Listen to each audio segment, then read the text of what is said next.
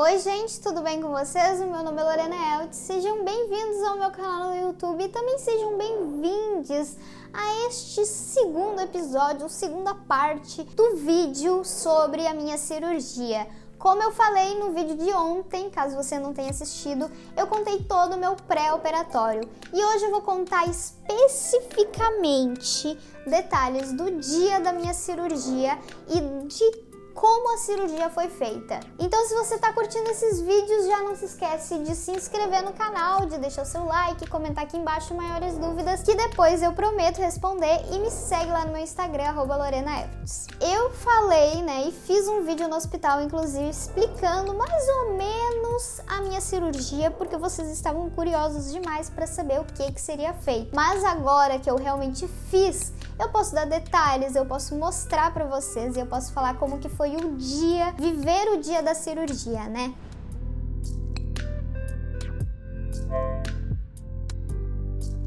Bom, eu me preparei demais para a cirurgia, como vocês assistiram no vídeo anterior. Fiz fisioterapia, nutrição, toda parte estava assim, ok, entende?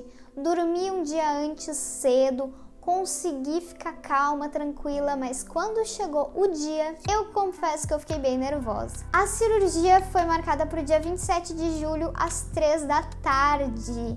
E cara, como é ruim, né? No hospital a gente acorda tipo cedo. Eu acordei, eu acho que naquele dia umas 8h30. E eu lembro que esperar até as 3 da tarde foi uma eternidade na minha vida. Parecia que não passava nunca. E desde que eu acordei, na verdade desde o dia anterior, assim, né? Eu já comecei a receber muitas mensagens. Então é uma sensação de tipo, sabe, dia do seu aniversário? Mas não era dia de aniversário, sabe? Não eram mensagens assim, desse tipo. Era tipo, parecia o dia da minha morte, sabe? Parecia que as pessoas estavam mandando mensagem assim, tipo, ai meu Deus, o que vai acontecer? Eu espero falar com você depois e tal.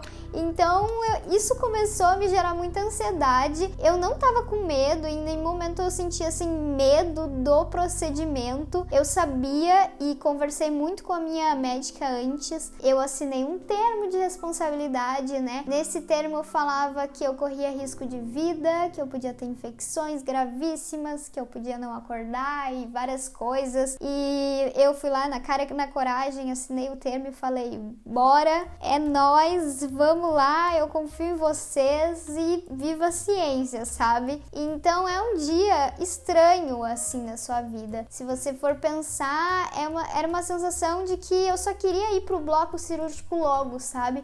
Eu não queria ter que ficar esperando. E aí como que aconteceu? Eu já tava de jejum, né, desde o dia anterior. Então eu não tomei água, não comia, enfim, não fiz nada naquele dia. A única coisa que eu tinha que fazer era tomar um banho com um sabonete específico, que se eu não me engano é Clorex. Gente, é um negócio assim é um desinfetante que você tem que tacar no seu corpo, entende? Então, umas 2 horas antes, assim, mais ou menos na hora do almoço, eu tomei o meu banho e coloquei a roupa do bloco cirúrgico, que é aquele clássico azul, né, que você já fica, ai meu Deus, e aí eu tentando, assim, o meu pai e minha mãe estavam no quarto junto comigo. A gente tirou fotos, a gente conversou em família, a gente chorou, foi difícil assim, sabe?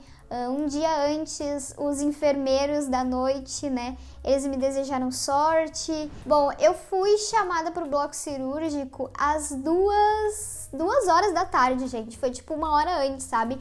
E aí eu lembro que eu fiquei até super animada, pensando assim, ai, vai ser antes, vai ser mais rápido, ainda bem. Eu sou uma pessoa ansiosa, então assim, quanto antes melhor, sabe? Eu tava nesse pique assim. E aí, gente, o que aconteceu? Eu fui levada, né, lá pro centro do bloco cirúrgico mesmo. Num primeiro momento eu não entrei na sala do bloco cirúrgico, eu fiquei numa sala de espera, na cama com a minha mãe. Minha mãe teve acesso a essa parte assim, onde a gente conversou com o anestesista, ele me falou tudo que seria feito, né? Eu fiz um uso de um catéter peridural que é colocado na coluna para anestesia. Ele me contou que iam ser mais ou menos umas 6 horas de anestesia, que ele ia estar monitorando meus sinais, e tudo isso foi falado comigo antes ali da cirurgia. E como eu falei para vocês, eu fui para essa sala de espera mais ou menos umas 2 da tarde, com a cirurgia agendada para as 3. Mas eu só fui levada pra sala mesmo do bloco cirúrgico 4h30. Então, eu e minha mãe ficamos das 2 às 4h30 na sala, assim, ó.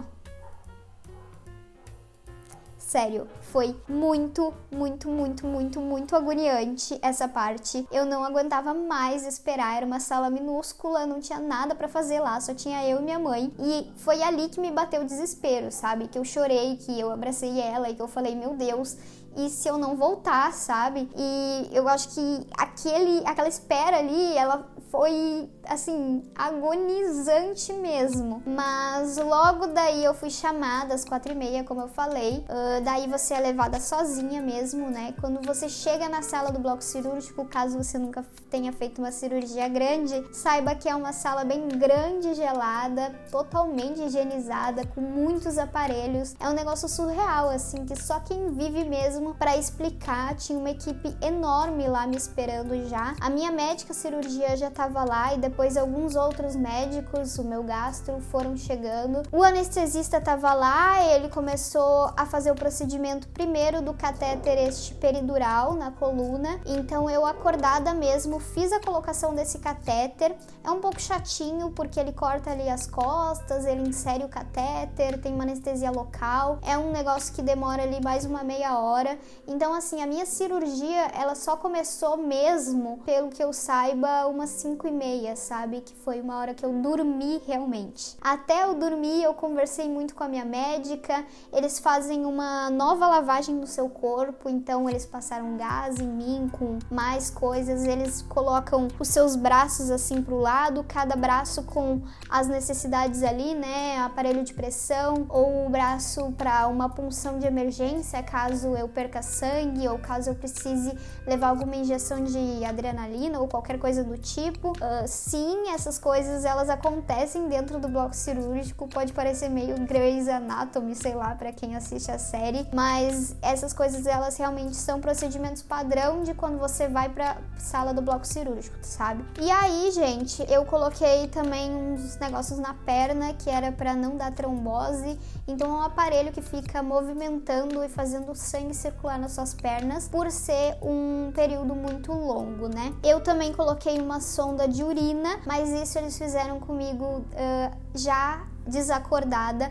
Então, obrigada, cirurgia, porque eu não queria ter passado por essa experiência acordada. Mas saiba que talvez você vá para a sala cirúrgica e o médico queira passar a sonda em você, tanto a nasogástrica, né, tanto a sonda de urina em você acordada. Isso é uma possibilidade. Tem muitos médicos que fazem tudo em você acordada mesmo e só colocam anestesia na hora de fazer o corte.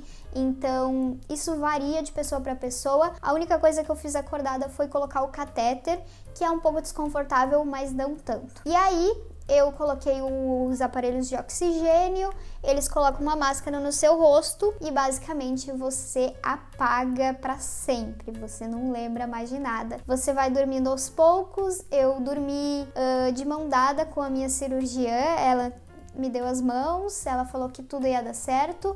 E eu lembro que a última coisa que eu pedi foi para que eu conseguisse acordar de volta, porque é realmente uma sensação de EQM, sabe? Experiência de quase morte, assim, porque você sente o seu corpo começar a desligar, você sente que seus olhos vão fechar e você sente muito medo de não acordar de novo. E eu tô emocionada falando isso, mas é que foi realmente tensa essa parte assim. E eu lembro que antes de eu fechar os olhos, a única coisa que eu pedi foi para eu poder ver minha família de novo depois daquilo, sabe?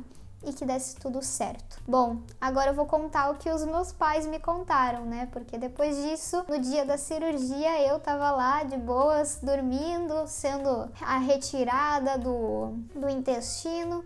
E os meus pais ficaram de fora, eles ficaram o tempo todo ali, praticamente na frente da UTI, me esperando e muito nervosos. A minha médica saiu umas 2 vezes para falar com eles sobre como que estava sendo o procedimento. uma outra médica, na verdade, né, não a que estava fazendo a cirurgia. E quando ela terminou a cirurgia, de prontidão, ela já foi falar com meus pais também para explicar o que foi feito. A cirurgia terminou por volta das 11 da noite, que foi o horário que eu fui transferida para unidade da UTI, que na verdade agora chama CTI, que é Centro de Terapia Intensiva, mas na verdade é a mesma coisa. Eu fiquei num bloco e os meus pais puderam me ver um pouco. Eu acordei, cheguei a ver meus pais, mas eu não tenho muitas lembranças não. Eu lembro de ver minha mãe e dela tá chorando, eu lembro de ver meu pai e ele também chorar. A cirurgia que foi feita, né? Vamos acabar com o mistério. Os médicos acreditavam que iam tirar uma grande porção do intestino, mas eles não achavam que eles iam tirar tanto. O grande medo dessa cirurgia, além de eu não sobreviver, era o medo de eu ficar com o intestino curto. Síndrome do intestino curto é algo que pode prejudicar muito a vida da pessoa depois, e eu posso fazer um vídeo específico sobre isso porque é um tema mais complexo, mas basicamente se você tirar muito o intestino de uma pessoa, isso compromete a alimentação e tudo mais, e ela praticamente pode não poder voltar a comer depois. Isso era algo que podia acontecer comigo, então por isso que os médicos estavam com muito medo do quanto que eles iam precisar retirar do meu intestino.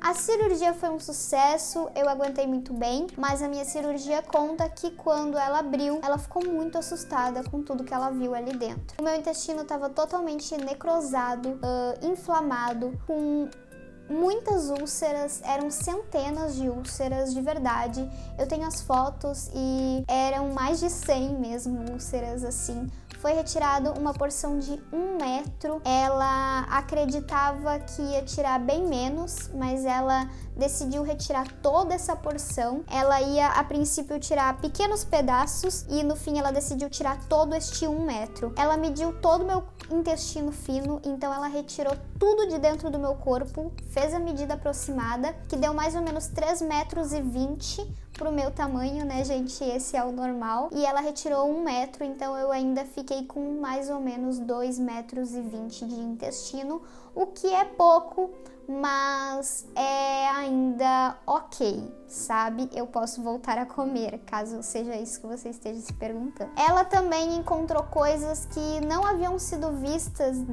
nos exames anteriores. No exame mostrava muita inflamação, né? Mas não mostrava nenhuma fístula, nenhum abscesso, nada do tipo. E na cirurgia ela encontrou 3 fístulas muito profundas que estavam em comunicação. Então, para mais ou menos vocês entenderem, tinha uma parte do meu intestino que estava como uma bola, e nessa bola tinha 3 furinhos e eles se comunicavam entre si. A comida ficava girando entre eles ao invés de sair do meu corpo, e é por isso que eu sentia tanta dor, porque tudo que eu comia ficava ali, formando inflamação e infecção, aumentando aquilo ali, e ela ficava meio que num labirinto mesmo, sabe? Ao invés de ela correr os corredores do intestino num ciclo normal, né? Ele ficava indo e voltando, e por isso que eu vomitava. Então foram encontradas 3 fístulas muito grandes, centenas de úlceras, muitas inflamações, muita estenose, que são partes fechadas do intestino já. E ela realmente falou que não esperava ver tanta coisa ruim naquele intestino ali.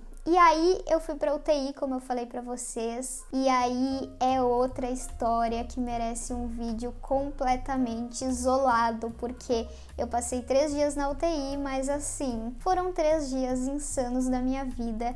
Eu conto melhor pra vocês a partir do momento que eu acordei e de como foi me falado sobre a cirurgia no próximo vídeo, tá? Lembrando que agora em setembro eu tô postando vídeos aqui no canal no YouTube de segunda a sexta, então vocês podem vir aqui todos os dias que tem vídeo novo. E lembrem-se, caso você não assistiu a primeira parte desse vídeo, volta no canal, foi o vídeo de ontem, e assiste aí também sobre o pré-operatório. Muito obrigada por terem assistido até aqui, espero ter esclarecido maiores dúvidas. Nos comentários coloquem aqui que depois eu faço um vídeo respondendo. Caso você ainda não seja inscrito aqui no canal, se inscreve, menina, não perde seu tempo, é de graça. Um beijo da Lori e até mais. Tchau!